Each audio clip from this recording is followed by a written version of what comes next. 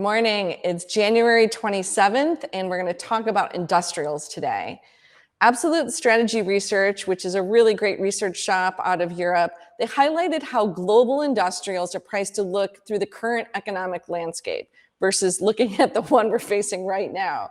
So historically, industrials' performance over the market, so are they doing better or worse than the market, is shown here in green, this dark green line you can see on the screen.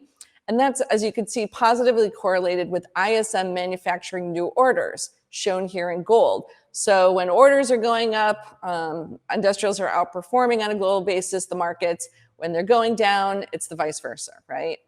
But I blew up the right part of the chart here. And you can see that while new orders are going down, that gold is going down, you're seeing that there's a huge outperformance of global industrials versus the market. So it's not working in terms of how it usually works. So the whole idea is that people are looking through the current bad economic situation saying, hey, we're going to rebound. And then in prior recessions, the underperformance is usually around 10% lower in the last 5 examples. So this doesn't make a lot of sense.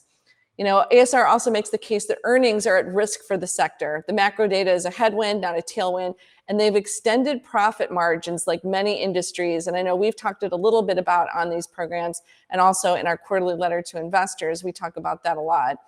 And the sector tends to have a lot of leverage if you look at industrials, and that's on the operating margin. So revenues are going up, they have better profits, you know, in terms of the incremental profits. But when revenues are going down, it really hurts the bottom line and cash flow. So a top line slowdown, which obviously that's what you get in a recession or when growth is decelerating, margins are going to get hit a lot harder. So it doesn't make a lot of sense that this green line is ripping if things are not looking that great on the economic front. And plus, with inflation peaking, so inflation actually getting better, all that pricing power is going down, and wages, though, are sticky. So costs are staying pretty firm on the labor front, but the pricing power that they can get on the top line is going down. So that's going to squeeze margins even more and cash flow as well.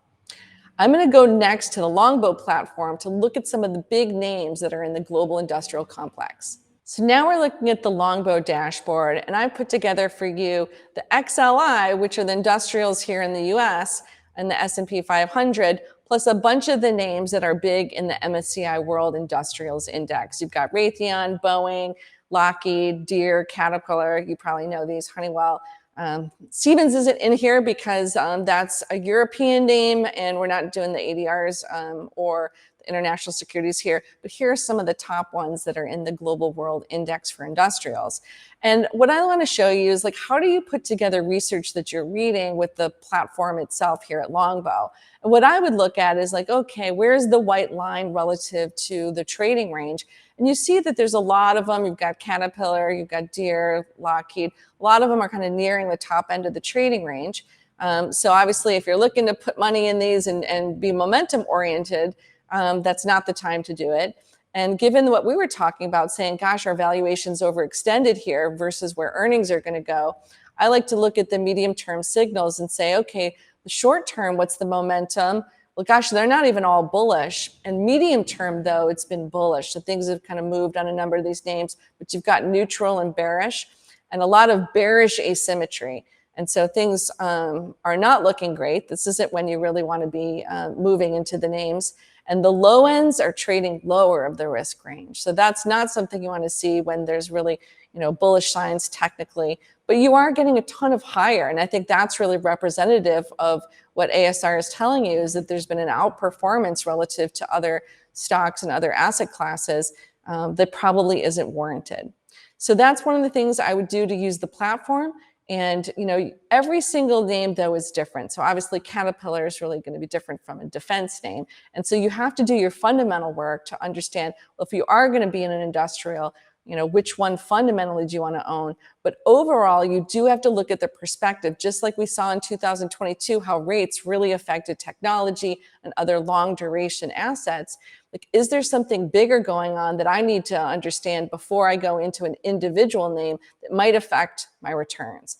And what we're letting you know right now is it looks pretty extended. Could be on the China reopening and other reasons. Obviously, there's been rebound in assets. But this is one of those, then you'd say, gosh, we got to be careful because maybe the fundamentals coming out in the earnings of the next few quarters might not map out to where the prices are today. That's it for today. Have a great weekend, and I'll catch you next week.